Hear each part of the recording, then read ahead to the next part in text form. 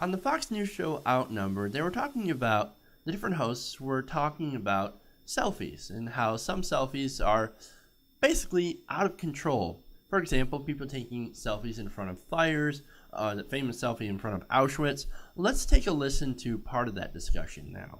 The New York Post put this one on the cover of its Sunday paper with the headline, "Village Idiots." And here's another selfie at the scene. But it isn't the first time selfie takers have sparked outrage. Recently, 2 Americans were caught carving their initials into a wall at the Colosseum in Rome, then taking a picture. And an Alabama girl snapped a selfie at Auschwitz. What is wrong with people here, Ed? I mean, what is happening in society? I'm a fan of the selfie. You can look at my Instagram. I love it. But there is a time and a place There's for a things. lot. I was walking through Times Square this morning. I saw somebody with a selfie stick, and they're standing in front of the Cookie Monster or Spider-Man or whatever. Fine. That's Great, funny. fun. It's goofy. You know, just share it with your friends. Ed Henry makes a pretty good point. Pretty sensible point. And, you know, up till that point, I agree. Selfies have a little restraint, I guess. You know, taking a selfie in front of a fire, not such a good idea. Like when it comes to carving your name in the Colosseum and taking a picture, realize that people have been carving their names into shit for, I don't know, pretty much the entirety of human civilization. Not saying that it's right, but now where they go off the rails is when Harris Faulkner comes in and blames this whole culture of taking selfies at inappropriate places, but she decides she wants to blame Obama. Check this out.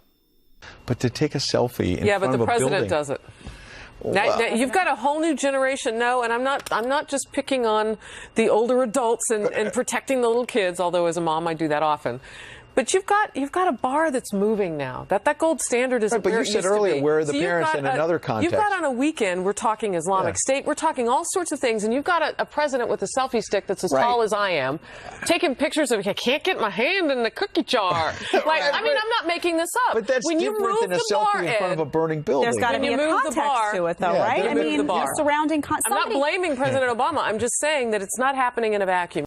I'm not blaming President Obama. It's just that he's influencing our kids by joking. Like, that whole video was a joke. It was funny. Not getting the hand in the cookie jar and the selfie stick, whatever. How does this have to do with, what does this have to do with Obama?